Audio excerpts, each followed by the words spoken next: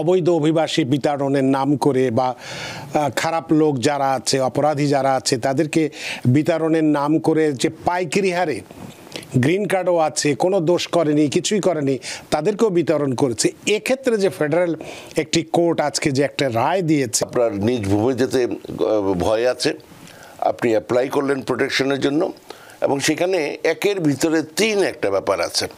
তিনটা জিনিসের জন্য আপনি একসাথে অ্যাপ্লাই করতে পারেন। বর্ডার বা বর্ডারের বাইরে you do not have a right to a lawyer. আর যদি দেশে ফেরত যেতে ভয় থাকে, উনি এটা বলবেন, স্টিক করে থাকবেন যে আমি আমার লয়ারের সাথে কথা বলতে হবে, আমি জাজের সাথে কথা বলতে হবে, তুমি আমাকে পাঠিয়ে দিও না, আমার সোজা কথা আমার মৃত্যু হবে। ট্রাম্প এই যে অবৈধ অভিবাসী বিতাড়নের নাম করে বা খারাপ লোক যারা আছে, অপরাধী যারা আছে, তাদেরকে বিতাড়নের নাম করে যে পাইকারি হারে গ্রিন কার্ডও আছে, কোনো দোষ করেনি, কিছুই করেনি, তাদেরকেও বিতরণ করেছে। এক্ষেত্রে যে ফেডারেল একটি কোর্ট আজকে যে একটা রায় দিয়েছে, আদেশ দিয়েছে যে কোনো রকম যথাযথ প্রক্রিয়া ছাড়া, ডিউ প্রসেস ছাড়া যে কাউকে ডিপোর্ট করা যাবে না, এইটাকে আপনি কিভাবে বলবেন, এবং যারা এখন একটা ভয়ের মধ্যে আছি আমরা, তারা কতটা সাহস সঞ্চয় করব?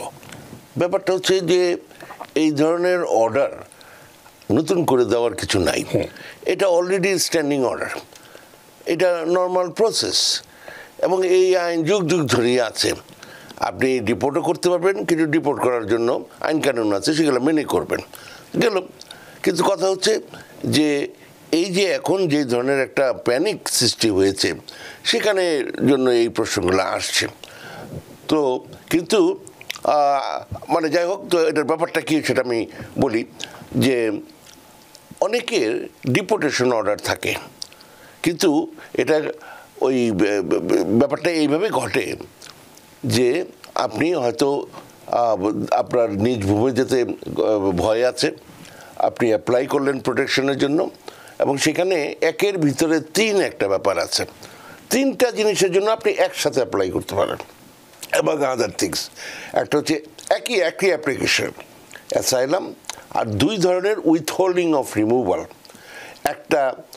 একটা উইথহোল্ডিং অফ রিমুভাল আমেরিকান আইনের আন্ডারে, আইএনএ সেকশন 241 স্মল b3, আর এটা হচ্ছে ইউনাইটেড নেশনস কনভেনশন এগেন্স্ট টর্চারের অধীনে, ওই আইনের অধীনে।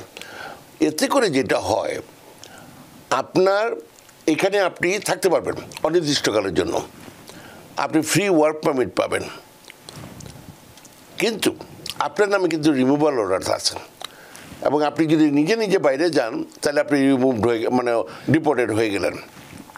হ্যাঁ, এবং এটা দিয়ে অটোমেটিক আপনি যে অ্যাসাইলাম পেলে যেটা হয়, ওই যে কারোর জন্য অ্যাপ্লাই করা, ফ্যামিলির জন্য কি এটার মাধ্যমে আপনি গ্রিন কার্ডের অ্যাপ্লাই করা, ওগুলো পাচ্ছেন না।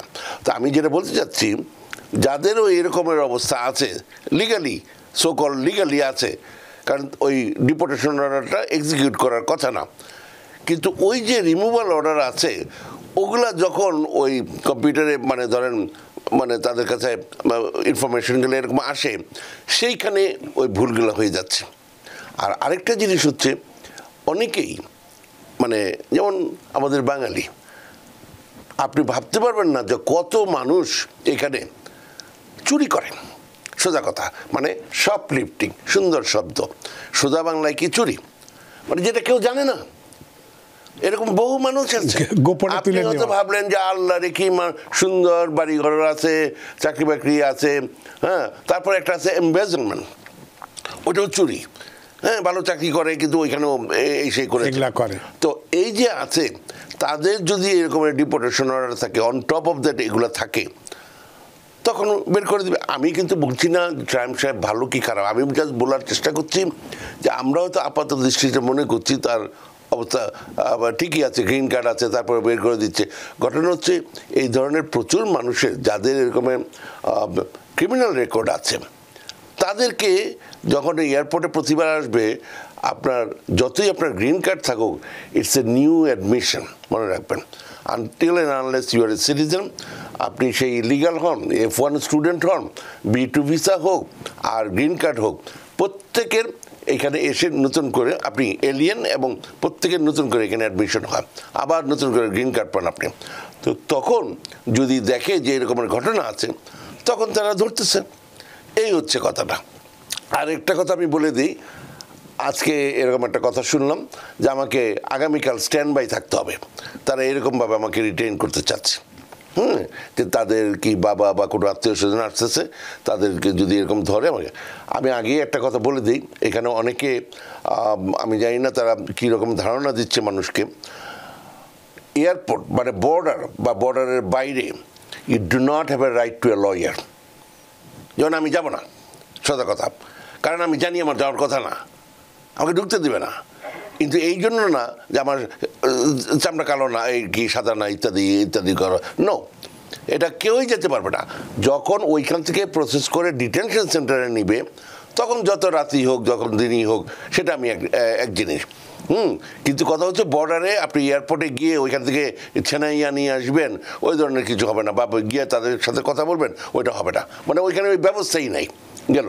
তো সুতরাং যদি কারো এরকম হয়, ঠান্ডা মাথায় থাকেন।